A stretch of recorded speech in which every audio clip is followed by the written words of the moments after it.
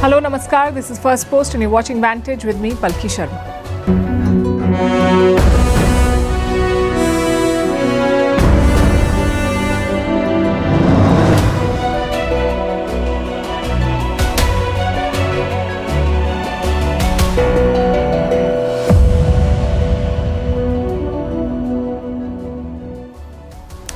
A jammed escalator, a failed teleprompter and a string of lies and boasts. We tell you all about Donald Trump's bizarre speech at the United Nations General Assembly, also his dramatic U-turns. He called Russia a paper tiger and he said Ukraine could take back its land. Is Trump giving up on talks with Putin? We'll discuss that. Also in focus, why the Indian rupee is falling even at a time when the US dollar is under pressure. What's the latest on India-US ties and why the focus is on the Indian diaspora in the US. Also, why New Delhi has accused Pakistan of bombing its own people at the United Nations. Meanwhile, a story of deepening defense ties with Africa, with India's Defense Minister Rajnath Singh visiting Morocco. In business news, Alibaba betting big on artificial intelligence. What does it mean for the global chip war? And in South America, will Donald Trump bail out Argentina? Also, the latest on the deadly typhoon that has battered East Asia. All this and more coming up. The headlines first. Iran will never seek to build a nuclear bomb, declares its president at the United Nations General Assembly. This comes as the UK, France and Germany threaten to reimpose sanctions on Tehran. Iran has accused the European powers of working at the behest of the US. In India, protests turned violent in Leh. At least 4 people were killed and more than 70 were injured in the demonstrations demanding statehood for Ladakh. The protesters also torched the BJP office in Leh.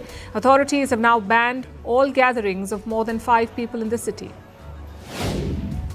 Nepal's president issues an ordinance to amend the Voter Registration Act. It is to ensure that Gen Z voters can take part in the upcoming polls in March. Without the amendment, many first-time voters would have been excluded. This is a win for the youth, whose protests brought down the previous government. Malawi's president concedes defeat in last week's election. The dire state of the economy had dominated the polls. The president had made a legal bid to delay releasing the election results, but that petition was rejected by a court yesterday. And a portion of a busy road in Thailand's capital Bangkok caves, leaving a hole dozens of meters deep. It pulled down power lines, swallowed cars and forced people to evacuate. This incident drew a visit from the Prime Minister as well.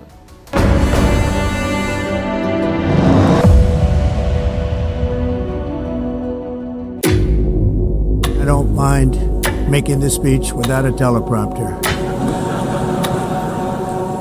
President Trump, why did you cancel the meeting with Chuck Schumer? Climate change, it's the greatest con job ever perpetrated on the world, in my opinion. Because of our tariffs, we are hitting them back, and we're hitting them back very hard. Hello, Madam First Lady.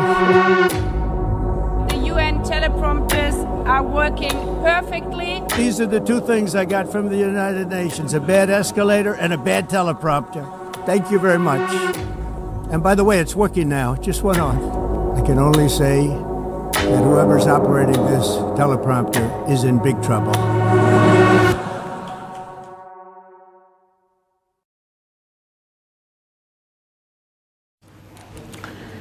Bizarre, rambling, combative, weird, take your pick. Any of these words could describe Donald Trump yesterday. That's when he returned to the United Nations, his first General Assembly of his second term as president. And the setting was stark. Multiple wars, a global tariff conflict, rising rivalries and a rampant climate emergency. The world needed some words of healing, some hope and optimism. Instead, it got Donald Trump. His arrival at the UNGA did not go well. After entering the building, Trump and the First Lady stepped on the escalator and on cue, it broke down.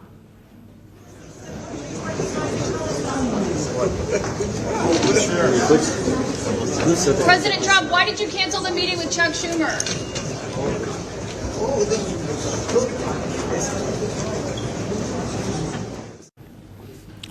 If you believe in omens, this was not a good one. But Trump pushed on. He took the podium inside the General Assembly hall and immediately there was another problem. The teleprompter stopped working, so Trump ad-libbed. He kicked things off on a lighter note. Thank you very much. Very much appreciated.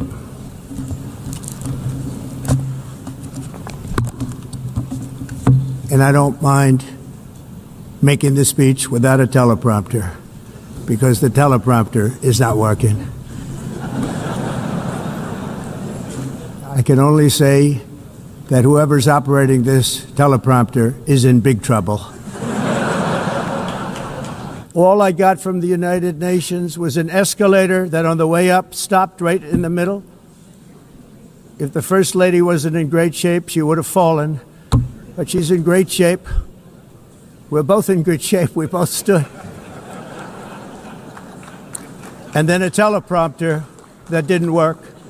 These are the two things I got from the United Nations, a bad escalator and a bad teleprompter. Thank you very much. Not a bad start, but after that, things went downhill. Trump was allotted 15 minutes to speak. He ended up speaking for almost 1 hour. And forget hope or positivity, Trump leaned on complaints, boasts, and falsehoods. First, he launched into a MAGA speech. He said the US was the hottest country on earth. He touched upon the border and inflation. And then Trump turned to the world. He falsely claimed to have ended 7 wars. And once again, he added India and Pakistan to that list. I ended 7 wars. And in all cases, they were raging with countless thousands of people being killed. This includes Cambodia and Thailand, Kosovo and Serbia, the Congo and Rwanda, a vicious, violent war that was, Pakistan and India, Israel and Iran, Egypt and Ethiopia, and Armenia and Azerbaijan. It included all of them.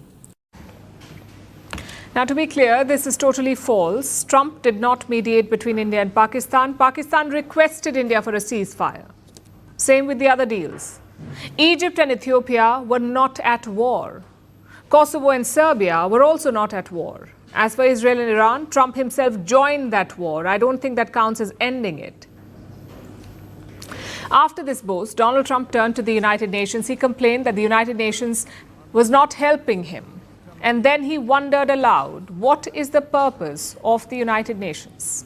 What is the purpose of the United Nations? The UN has such tremendous potential. I've always said it. It has such tremendous, tremendous potential.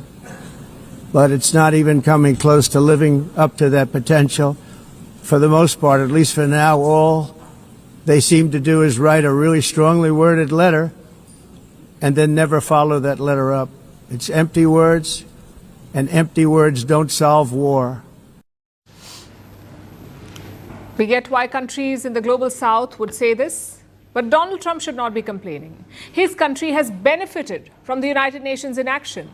And after this complaint, Trump went down memory lane. He recounted bidding to rebuild the UN headquarters. You have to listen to this. Many years ago, a very successful real estate developer in New York, known as Donald J. Trump, I bid on the renovation and rebuilding of this very United Nations complex. I remember it so well. I said at the time that I would do it for $500 million, rebuilding everything. It would be beautiful. I used to talk about, I'm going to give you marble floors. They're going to give you terrazzo. I'm going to give you the best of everything. You're going to have mahogany walls. They're going to give you plastic. But they decided to go in another direction, which was much more expensive at the time. You think you zone out at work? Well, look at Trump. After that weird detour, Trump turned to conflicts. As expected, he gave his full support to Israel. He also criticized his allies for recognizing Palestine. Some quick context here. The likes of France and Canada have recognized Palestine this week. They've recognized it as a separate state, the Palestinian state. Their goal is to put pressure on Israel, basically force Prime Minister Netanyahu of Israel to end the war. But Trump questioned this approach. He said recognition was like rewarding Hamas. And then he turned to Ukraine. Once again, the US president took aim at India. He said India and China are the main funders of Russia's war. But as a footnote, he also blamed Europe. China and India are the primary funders of the ongoing war by continuing to purchase Russian oil. But inexcusably, even NATO countries have not cut off much Russian energy and Russian energy products. And Europe has to step it up. They can't be doing what they're doing. They're buying oil and gas from Russia while they're fighting Russia. It's embarrassing to them, and it was very embarrassing to them when I found out about it, I can tell you that. But they have to immediately cease all energy purchases from Russia. No mention of his own country, though. Since the war began, the U.S. has imported Russian goods worth $24 billion. The U.S. has imported from Russia $24 billion. This year alone, the Americans have imported Russian uranium worth $755 million. Yet who does Trump blame? India and China. And speaking of China, Trump dropped a casual attack on them. I say casual because it got buried by the other stuff. Trump said that the Wuhan virus was man-made, and that too as a bioweapon. Just a few years ago, reckless experiments overseas gave us a devastating global pandemic. Yet despite that worldwide catastrophe, many countries are continuing extremely risky research into bioweapons and man-made pathogens. This is unbelievably dangerous. That's a lot for one speech, let alone for your grand return to the UNGA. But wait, it gets worse. Because then came Trump's favorite topic, illegal immigration. He accused the United Nations of supporting an invasion at America's southern border. He also had a not-so-subtle warning for Europe. He said, your countries are going to hell. That's what he said to Europe. Listen in. The number one political issue of our time, the crisis of uncontrolled migration. It's uncontrolled. Your countries are being ruined. The United Nations is funding an assault on Western countries and their borders. I look at London, where you have a terrible mayor, terrible mayor. And it's been so changed. Now they want to go to Sharia law. It's time to end the failed experiment of open borders. You have to end it now. See, I can tell you. I'm really good at this stuff. Your countries are going to hell. Finally, Trump came to climate change. His own country has been ravaged by it. I'm sure you saw the California wildfires this year, but Donald Trump has rubbished all of it. He called climate change the biggest con job in human history, and as always, he reserved his special hatred for windmills. It's climate change. Because if it goes higher or lower, whatever the hell happens, there's climate change. It's the greatest con job ever perpetrated on the world, in my opinion. Climate change, no matter what happens, you're involved in that. The wind doesn't blow. Those big windmills are so pathetic and so bad, so expensive to operate. And they have to be rebuilt all the time, and they start to rust and rot. That wasn't a speech. That was an event. In between the rhetoric, we did get some policy insights, but more importantly, we got a sneak peek into Trump's worldview. It is dominated by two thoughts. Thought number one, a forever victim mentality. Just consider the teleprompter and escalator fiasco. The White House cried sabotage over it. They wanted the United Nations to investigate it. And surprise, surprise, it was not sabotage. Both were operated by American officials. Same with climate change and immigration. Trump feels that these are conspiracies created to hurt America. Of course, this is not true. If anything, the status quo has enriched America. So that's one thing to note about Trump's worldview. Number two, an isolationist approach. An almost anti-globalization push. And you cannot ignore the racist undertone here. Let me quote from what Donald Trump said. What makes the world so beautiful is that each country is unique, but to stay this way, every sovereign nation must have the right to control their own borders. Now, the border part, we can agree. No country wants unlimited immigrants, but Trump is curbing all sorts of immigration, his latest target being skilled workers. Just think about it. You're skilled. You're being hired by a US company. You're applying legally. You're ready to pay taxes and abide by the law. Yet Donald Trump is trying to curb your entry. Why do you think that is? I'll let you draw your own conclusions. As for Trump's speech, same thing. For an outsider, it sounded bizarre, stark and weird. For an American, it must have been embarrassing.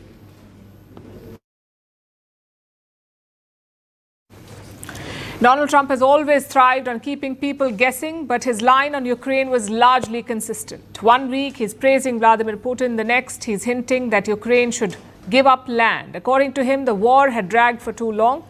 A peace deal was necessary, and that meant a compromise. But then came New York. The US president landed in the city for the United Nations General Assembly, as you just saw, and suddenly his tone changed. He asked Ukraine to win back all the land. He called Russia a paper tiger. He said NATO should shoot down Russian jets and drones. It's a full 360-degree, a U-turn that nobody really saw coming. So what happened here, and what does it mean for Ukraine and the world? Let's start with the statements. On Tuesday, there was a meeting between Trump and Zelensky, the presidents of the US and Ukraine. They met on the sidelines of the United Nations General Assembly, the UNGA. Zelensky came with a clear mission: to convince Trump that Ukraine could still win. And by the end of it, Trump did look convinced. Well, the biggest progress is that the Russian economy is terrible right now. It's, as you know, it's crashing. And that, frankly, Ukraine is doing a very good job of stopping this very large army. So Trump says Moscow was running out of steam and that this was the time to push back. Then he went on social media and posted this, I'm quoting, "I think Ukraine, with the support of the European Union, is in a position to fight and win all of Ukraine back in its original form." And there's more. Russia has been fighting aimlessly for 3.5 years, a war that should have taken a real military power less than a week to win. This is not distinguishing Russia. In fact, it is very much making them look like a paper tiger. So Trump seems to be Ukraine's new cheerleader. He wrote that Ukraine could win back, and I'm quoting, all its original borders. He called Putin's Russia a paper tiger. He even hinted that Kiev could, and I'm quoting, Kiev could go further than that. What does that mean? What is further than that? Is he talking about Crimea? At this point, your guess is as good as mine. But the level of confidence that he showed in Ukraine surprised everyone, even Zelensky, who is now calling Trump a game changer. Trump is a game changer by himself if he will be sure in Ukraine. And I think that he is more close now to this situation. And that's why, and between us, only Trump can. For today, we know some not too much players in the world who can be game changers, but he's the most closer to this. Today, Zelensky spoke at the UN General Assembly, and even there, he did not forget to thank Donald Trump. Yesterday, we had a good meeting with President Trump, and I also spoke with many other strong leaders, and together we can change a lot. Of course, we are doing everything to make sure Europe truly helps. And of course, we count on the United States. I appreciate the support we are receiving. And this was not all. A reporter asked Trump about Russia violating NATO airspace. We've been telling you how Russian jets and drones have been spotted in NATO member countries. In the past, Trump called it a mistake. But yesterday, he was asked about the violations again, and this time his answer shocked everyone. Trump said NATO should shoot down Russian jets and drones if they violate the airspace of allies. Mr. President, do you think that NATO countries should shoot down Russian aircraft if they enter their airspace? Yes, I do. Mr. President, have you been briefed on the latest alleged drone incursion into Denmark? What do you think of that? And Where are they? Into Denmark, Copenhagen. Denmark is saying that there were some drones that shut down the airport, possibly Russian sabotage. What's your response to that? Will the U.S. have a material? Well, I have no response until I find out exactly what happened. I know about it, but they don't know what happened. But we're going to find out very soon. Poland's foreign minister was quick to react. He posted a simple message on social media that said, "Roger that." Meanwhile, NATO has also issued a warning to Moscow. It said that it will use all means to defend its airspace. Over the last few days, Russian drones and planes have breached the skies of Estonia, Poland and Romania. So Europe was already angry, and Trump's comments gave them cover to talk tough. And how is Russia reacting to this? To Trump calling them a paper tiger? Well, the Kremlin has obviously shot back. It said Russia was not a tiger, it was a bear. Russia is not a tiger. It is a bear. And there was no such thing as a paper bear. So Russia is a real bear. And Russian President Vladimir Putin has on many occasions and with different emotions described our bear. You can remember it. So there is nothing here about being of paper. But what explains Trump's U-turn? For months, he said that Ukraine might have to give up land. He even floated deals with Putin in Alaska. And now he says Kiev can take it all back. How did it happen? Did Zelensky finally get through to him? Or did Trump lose patience with Putin? That is the question. And frankly, it may be a bit of both. Zelensky says Putin lied to Trump many times, and Trump hates being lied to. Well, maybe the US president finally understands that he is being played. So he's changing his stance. The question is this a strategic shift or just more Trump theater? And it's an important question to consider because while Trump's words are inconsistent, they have real-world consequences. Trump has just turned his position upside down. Ukraine is calling it a big shift. Russia is mocking it. NATO is taking notes and the rest of the world is watching closely because in this war, words can change realities.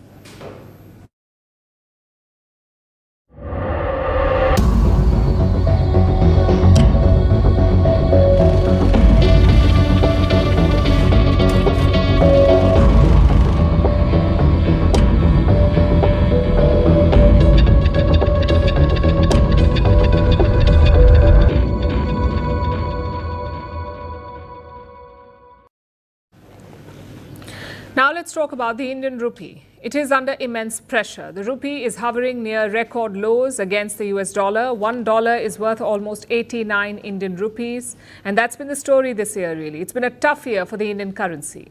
In the month of May, the rupee became Asia's worst performing currency. At that time, it was trading near 85 to the dollar. Now it is close to 89. So this is a steeper fall, and it appears inconsistent with the bigger picture. Globally, the strength of the US dollar is being tested. At the same time, India remains the world's fastest growing major economy. So why is the Indian currency sliding? Tonight, we'll try to break it down for you. There are two parts to this story, the short-term pressures and the long-term challenges. In the short term, the tariffs have hit the rupee. The 50% Trump tariff, it has slashed the demand for Indian exports. When you export to the United States, you get paid in the US dollar. So fewer exports mean fewer dollars coming into India. And when the dollar inflow falls, the rupee weakens. So that's one factor. Now, beyond exports, two more factors are influencing the price of the rupee. One is the exodus of foreign investors from Indian stocks. They're pulling their investments out of India.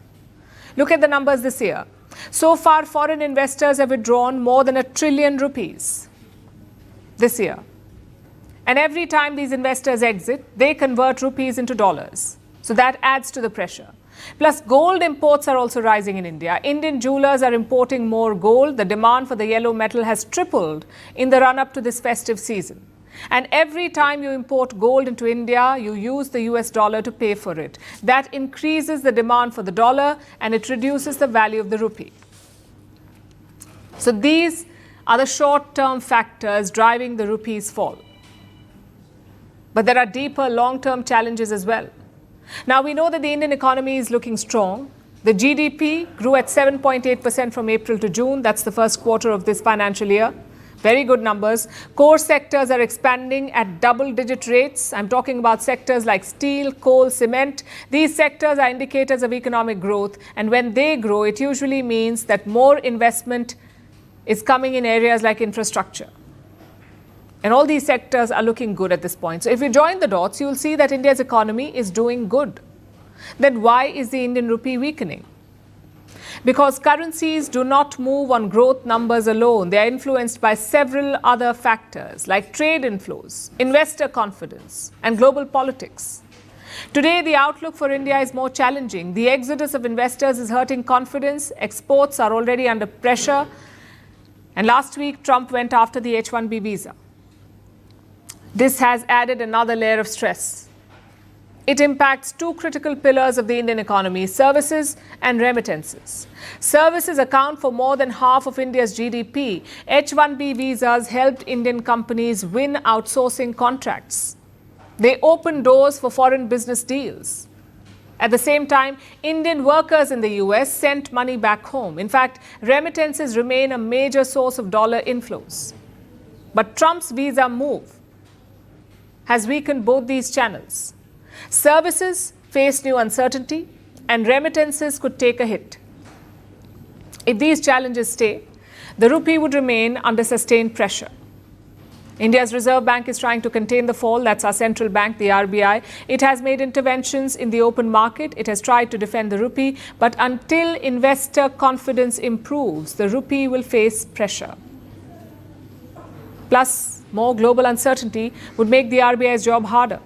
So strong growth may not be enough. The policy swings in Washington and the chaos in global trade directly hurt the Indian currency.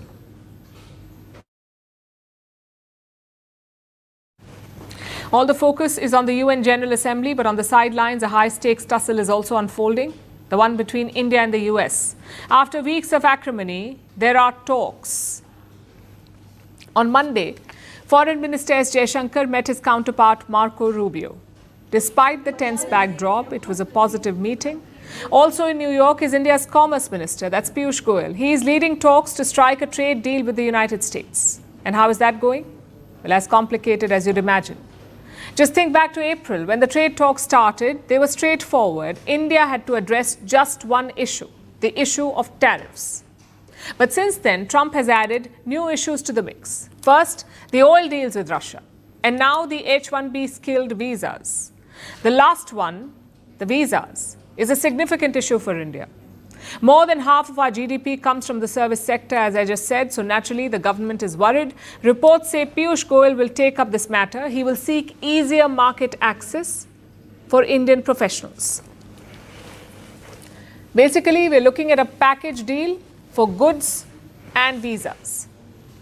And it's not a new demand. This is how India tends to negotiate. Look at the recent free trade deal with the UK.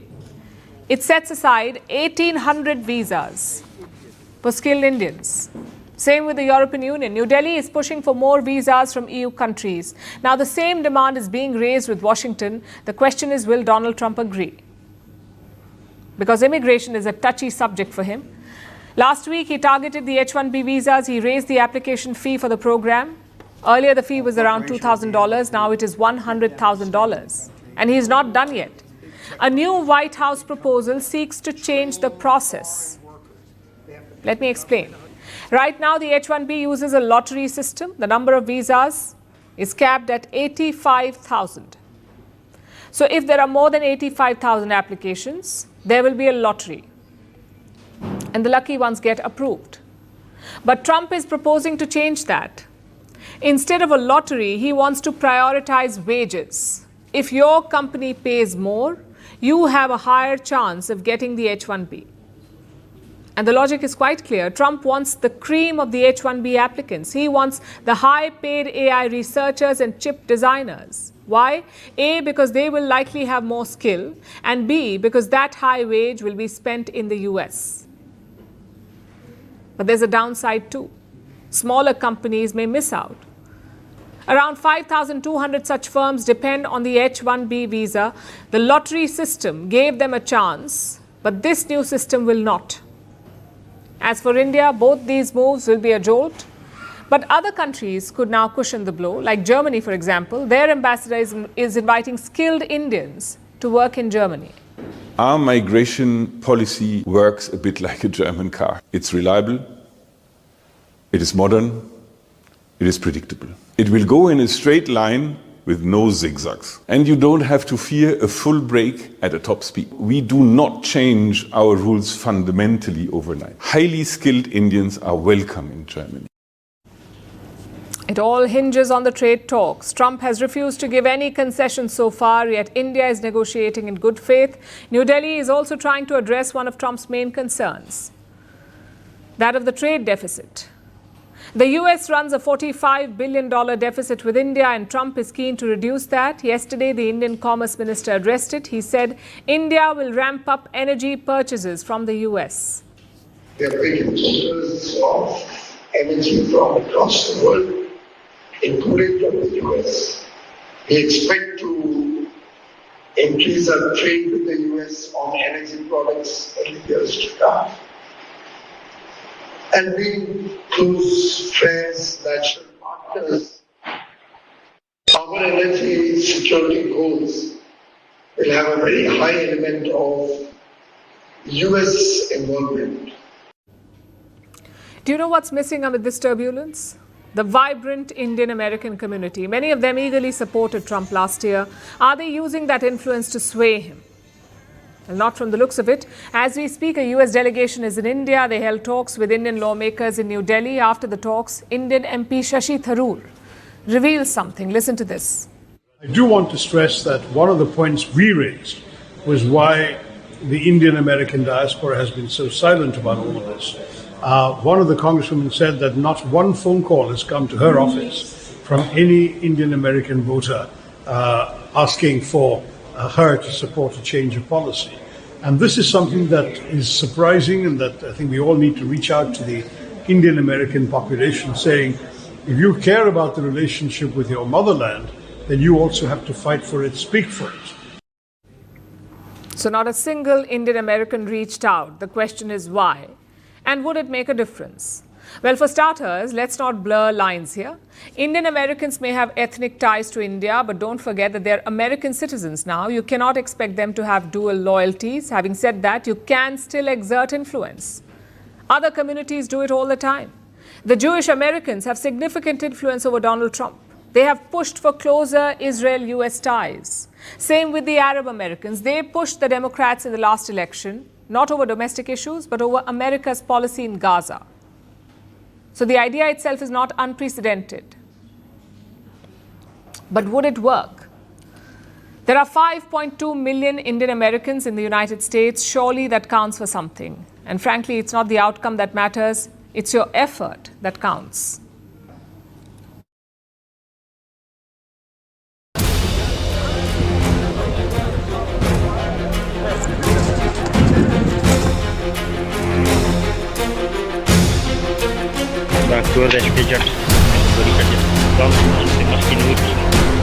Instead of coveting our territory, they would do well to vacate the Indian territory under the illegal occupation and focus on rescuing an economy on life support.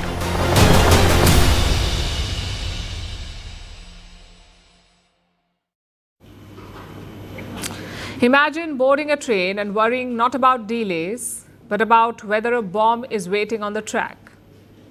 Imagine sleeping in your home and waking up to an airstrike or maybe a blast next door. Well, this is the daily reality for many people in Pakistan today, especially in two provinces of the country, Balochistan in the southwest and Khyber Pakhtunkhwa in the northwest. Separated by distance, but linked by violent attacks. In Balochistan, a passenger train was struck by bombs. In Khyber Pakhtunkhwa, an overnight assault left dozens of people dead. Together, they show how Pakistan's security crisis is deepening. Yet, its leaders are busy elsewhere.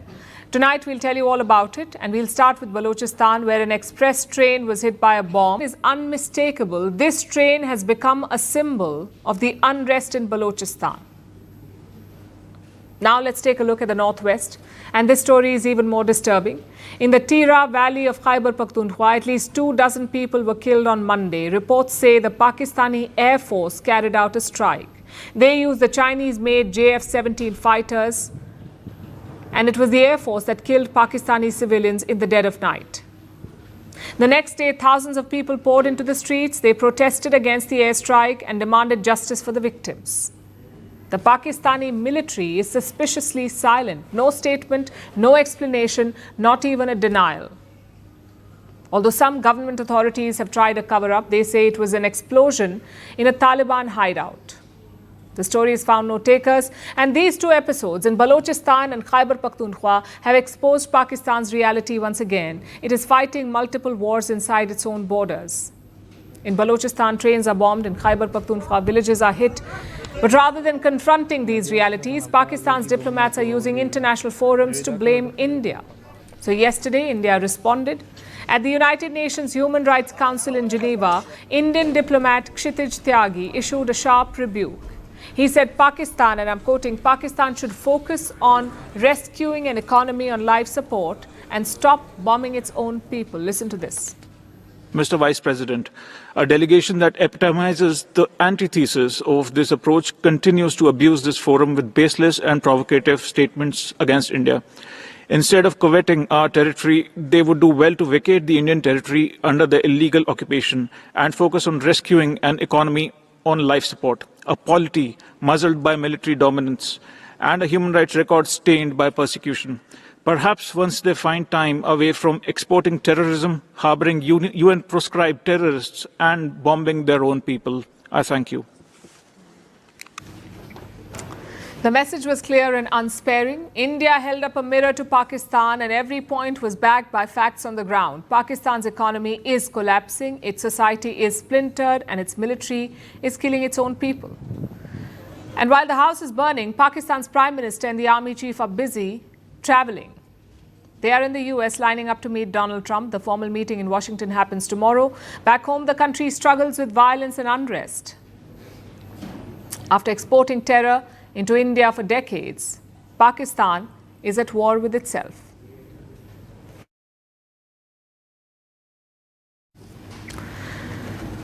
When the world looks at Africa, it sees resources, it sees markets, it sees strategic value. And that is why global powers are drawn to the continent. China is already there, so is Turkey and the West. But now India is also making its presence felt, although New Delhi is going with a different approach. Not just trade, not just infrastructure, but partnerships, including defense partnerships. India has opened its first defense plant in Africa, a facility in Morocco run by Tata Advanced Systems. It will produce India's indigenous armored vehicles, the same platforms already deployed by the Indian Army in Ladakh. Now they will be built in Morocco. From Ladakh to Casablanca, India's defense industry is going global. It is winning trust. It is becoming a reliable partner for Africa. Our next report has more. A new chapter is being written in India-Africa defense ties. For decades, India has trained African officers and supplied equipment. Now, it is building defense hardware on African soil. Defense Minister Rajnath Singh inaugurated a new facility in Morocco. It is a nation in North Africa. The facility is operated by Tata Advanced Systems Maroc. It is the defense and aerospace arm of the Tata Group. At the ceremony, Rajnath Singh was joined by Morocco's defense minister. This is India's first defense manufacturing plant in Africa, and the first overseas defense plant by an Indian private company. ये दोनों देशों के बीच बढ़ते हुए strategic convergence का एक सशक्त प्रतीक है।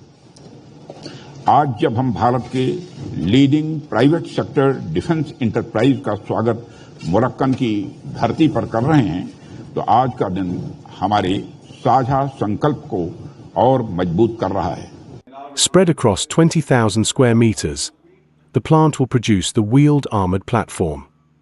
It is a modular 8x8 combat vehicle, built by Tata Advanced Systems and India's Defence Research and Development Organisation.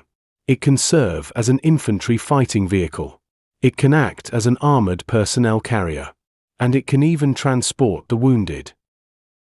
The vehicle is already in service with the Indian Army in Ladakh. And now Morocco will begin receiving its own deliveries next month. Production has started 3 months ahead of schedule. The plant is expected to turn out around 100 vehicles a year. It will employ nearly 350 people. and half of its components will soon be sourced locally. 20,000 square meters में फैली यह facility एक advanced armoured combat vehicle का निर्माण करेगी, जिसमें mobility, protection और fire power के नवीनतम गुण शामिल होंगे. The facility is more than a factory. It is a statement of intent. India is signaling that its defense industry is ready to serve partners far beyond its borders. It is part of a broader vision. Make in India के साथ हम make with friends के ऊपर भी काम कर रहे हैं, जिसके अंतर्गत विश्वसनीय साझेदारों के साथ मिलकर हम कटिंग एज टेक्नोलॉजीज का विकास और उत्पादन करेंगे और अंततः मेक फॉर द वर्ल्ड के अंतर्गत हमारे इनोवेशन का लाभ पूरी दुनिया के साथ साझा हो पाएगा. Morocco is a gateway to Africa, to Europe, to the Atlantic. For Morocco, the plant creates jobs, technology transfer and self-reliance. For India, it opens the door to Africa's defense market, a market where China and Turkey are also active. The plant in Morocco was not launched in isolation. It followed the signing of a defense cooperation memorandum of understanding in Rabat. It comes as India is expanding its presence across Africa. In April, India co-hosted a naval exercise with Tanzania and 9 other African nations. In August, Indian warship NS Tamol trained with Morocco's flagship vessel Mohammed VI. India has also signed new defense pacts with South Africa and is increasing officer training and defense exports across the continent. The strategy is clear. India is offering reliable, cost-effective equipment. It is offering training and cooperation. It is building trust. India's armored platforms now carry a larger message: that India is ready to be a trusted global defense partner.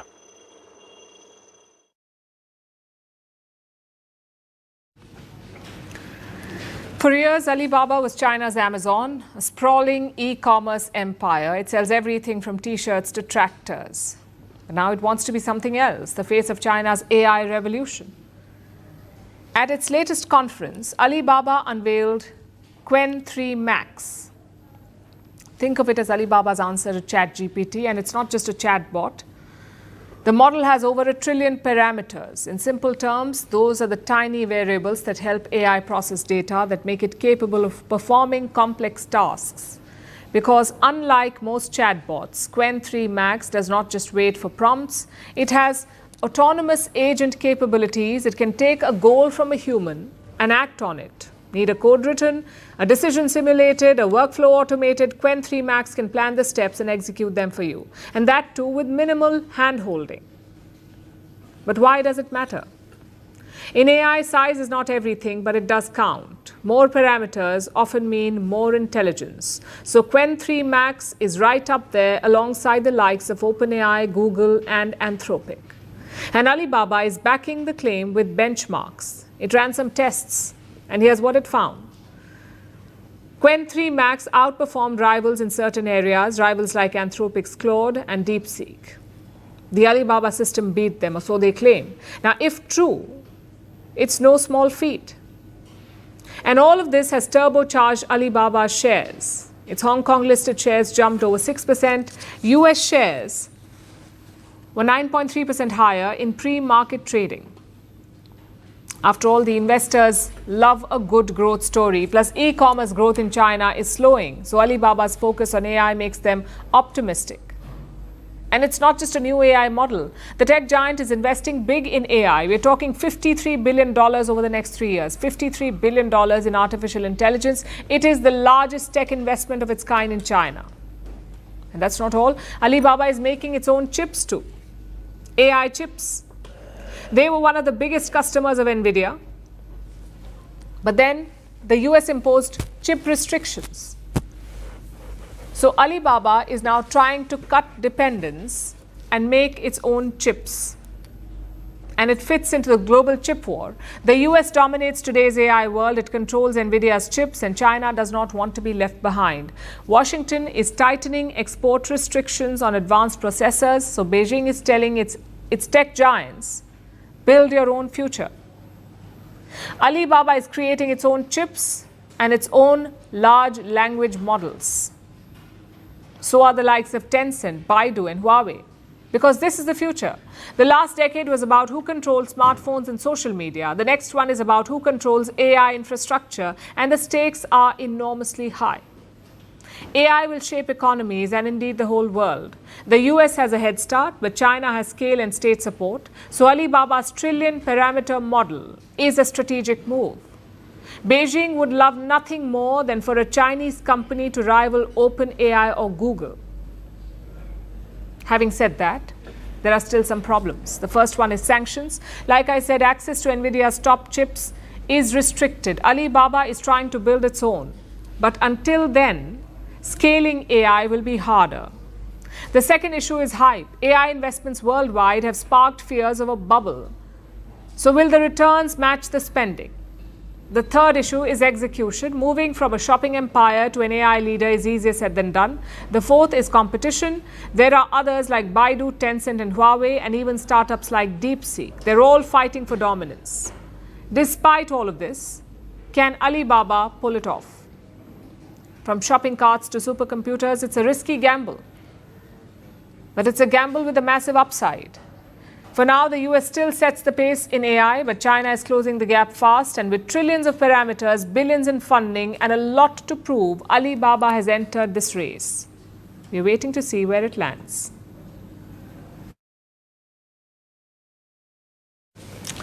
Let's turn to Argentina now. In late 2023, they began a risky experiment. They elected an unconventional president to solve a crisis. His name? Javier Milei. Milei soon became the chainsaw president. His plan was to cut everything, cut jobs, cut subsidies, cut welfare funds. But 2 years later, is the experiment unraveling? Well, the markets are in turmoil. Look at the Argentine peso. Last month, it was trading at 1,300 against the dollar. This Monday, it rose to almost 1,480. Basically, the currency lost a lot of its value. And it's not good news for any country, especially not for a country that is sinking in debt. Simply put, Argentina's financial markets are collapsing. So what did President Milei do? Well, he turned to Donald Trump. There is talk of Trump helping out Argentina. He met Milei in New York yesterday. He promised political and financial support to him. But a bailout? Well, Trump was non-committal. He's done a fantastic job, and I'm doing something that I don't often do. I'm giving a full endorsement to him. We just endorsed him for president. Scott is working with their country so that they can get good debt and all of the things that you need to make Argentina great again. Are you going to help bail out Argentina, Mr. President? Well, we're going to help them. I don't think they need a bailout. He's done a fantastic job. This raises a couple of questions. Why is Trump keen on helping Milei, and how can he help? Also, what happened to Argentina's economic recovery? Well, the recovery is not going to plan. Initially, Milei did score some wins, but more recently, he has suffered setbacks. His group lost badly in a midterm election. His sister is tied in a corruption scandal, and some of his spending cuts were reversed. The result? The markets lost trust in his ability. They felt President Milei would soon become a sitting duck, which is why the peso crashed. But the worst could be yet to come. Another midterm election is slated for October. If Milei loses that, the markets could crash further. Enter Donald Trump. Why is he helping Milei? Well, there are political and strategic reasons. Politically, Trump and Milei are aligned. They're both conservative right-wing leaders. Milei has close ties with Trump's MAGA camp. Trump even called Milei his favorite president. So naturally, he wants to help. And strategically, Argentina is key. It is one of the biggest countries in South America. It is also home to crucial rare earths. In recent years, China has made inroads into Argentina. But Javier Milei has tried to reduce Chinese influence. So it's in Trump's and America's interest to help him. The question is how? Trump's Treasury Secretary has listed out 4 methods. Number 1, the US government could buy Argentine bonds. Number 2, it could give direct loans to Argentina's central bank. Number 3, a $20 billion currency swap, and number 4, buying up Argentina's government debt. All these measures are on the table, but Trump is not calling it a full bailout, and understandably so. The US is going through a cost of living crisis, so bailing out a foreign country won't play well. Plus, it does not exactly scream America first. The Democrats are already opposing it. Listen to what a senator said, and I'm quoting. At a time when Americans are struggling to afford groceries, it is deeply troubling that the president intends to use significant emergency funds to inflate the value of a foreign government's currency and bolster its financial markets. So the decision won't be popular, yet Trump appears keen to do it, and it could be a lifeline for Javier Milei in Argentina. The country has $42 billion in debt. They must repay around $10 billion in the first half of 2026. Both the IMF and the World Bank have extended help, but those come with conditions. Javier Milei cannot let the peso go beyond a certain level. When the currency crashed, his government had to defend it. Last week alone, they sold $1 billion in foreign reserves. This is money Argentina needs to repay loans. They cannot afford to use it to prop up their currency. And that is why Trump's role is key. With the US, with American help, Milei can defend the peso. He can carry on with his chainsaw economics. It's pretty clear that Washington will help Argentina. The only question is how much help.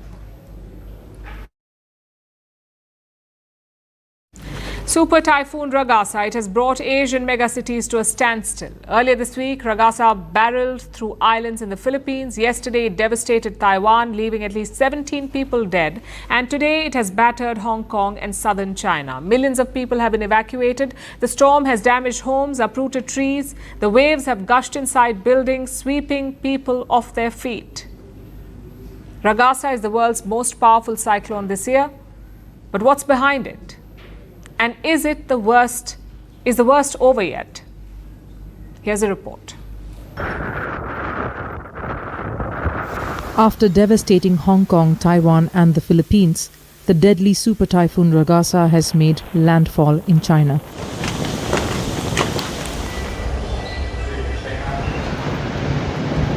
Typhoon Ragasa is the world's most powerful tropical cyclone this year.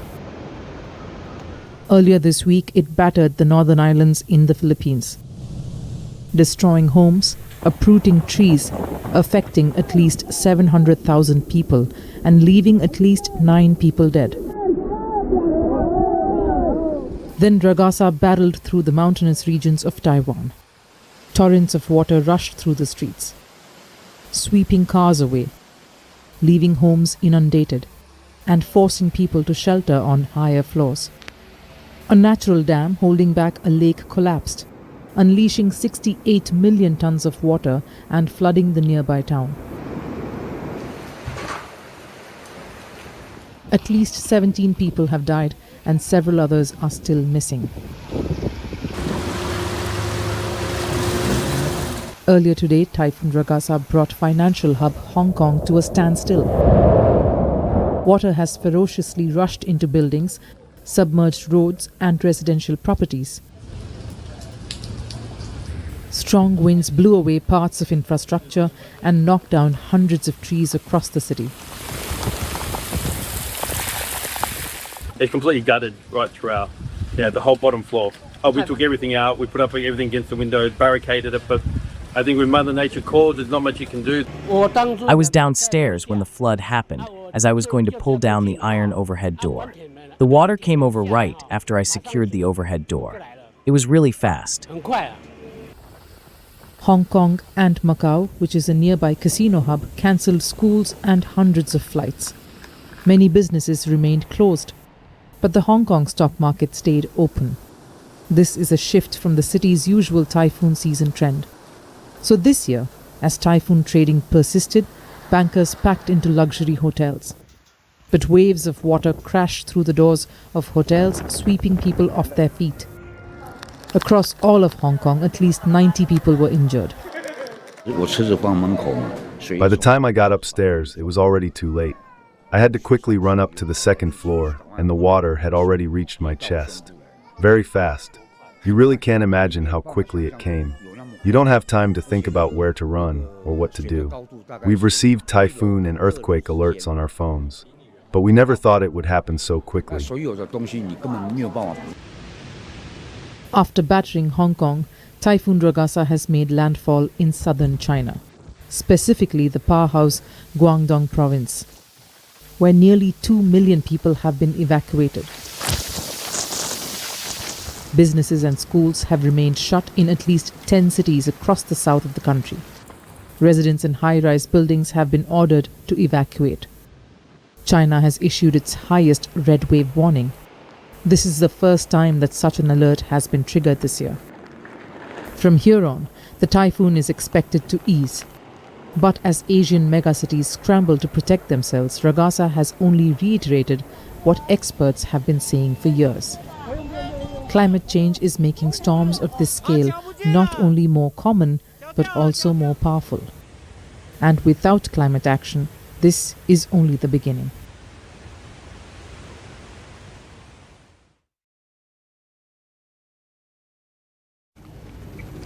It is part exciting and part anxiety-inducing.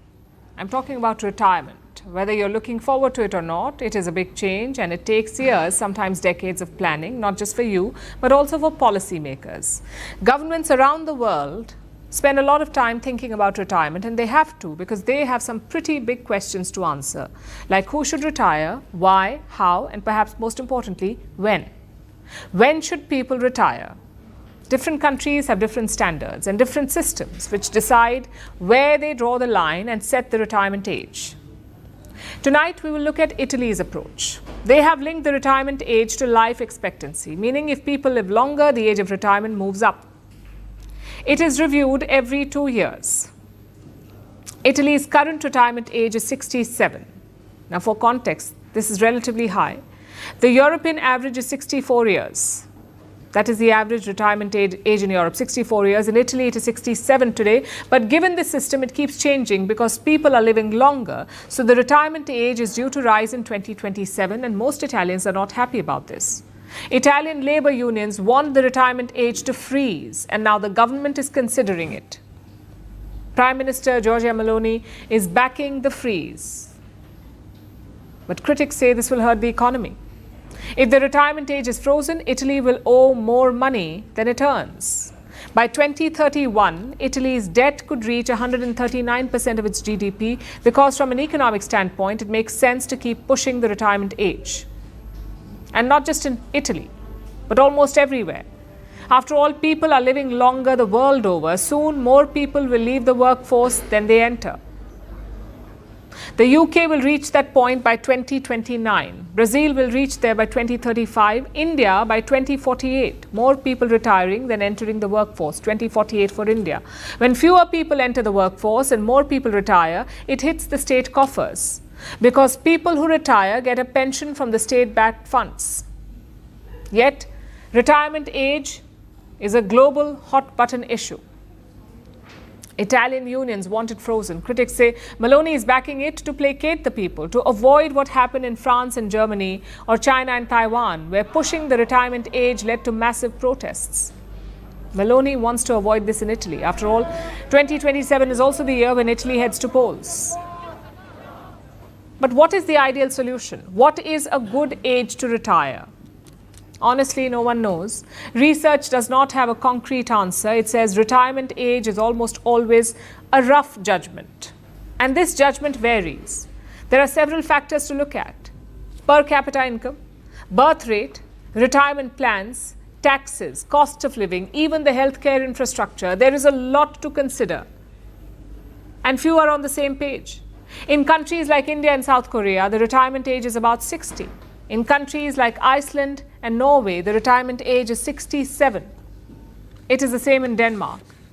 But it will be raised to 70 by 2040. That's the highest in the world.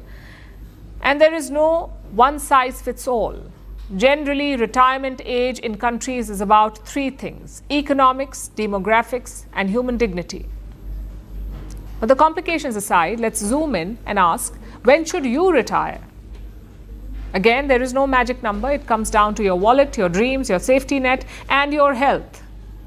There is no perfect age to retire because retirement is not just a date on a calendar. It is a crucial choice, not just about ending your work life, but also about starting your next chapter.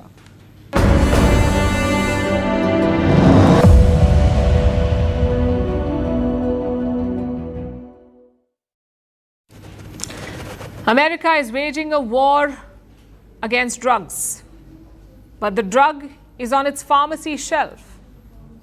In fact, it's a painkiller called Tylenol. This week, President Donald Trump warned pregnant women about it, suggesting that it could be linked to autism, and that too without offering any scientific evidence. The internet responded, as it always does, by turning panic into memes. One person noted, "Guns hurt kids too. But those are still fine, thanks." Because in America, the biggest threats to children are painkillers. Take a look.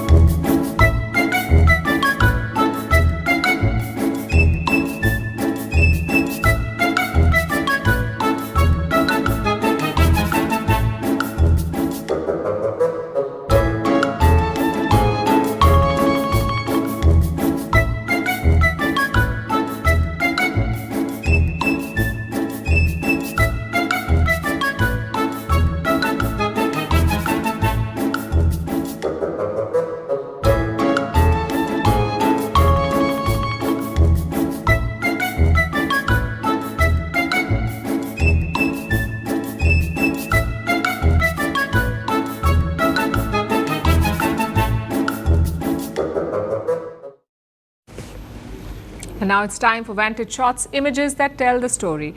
A statue of Donald Trump and Jeffrey Epstein pops up near the US Capitol. Argentinian football fans clash with Brazilian police during the South America Cup quarter-final. And an entire medieval church was lifted 46 feet to make way for an office building in London. Finally, we are taking you back in history. On this day in 1932, B.R. Ambedkar and Mahatma Gandhi agreed upon the Pune Pact. They had sparred over the allocation of separate electorates for Dalits. Ambedkar was in favor of it, but Gandhi thought it would divide the society. So the two leaders reached an agreement. The Pune Pact scrapped the idea of separate electorates for Dalits, but it increased the number of reserved seats for them. We are leaving you on that note. Thank you for watching. We'll see you tomorrow.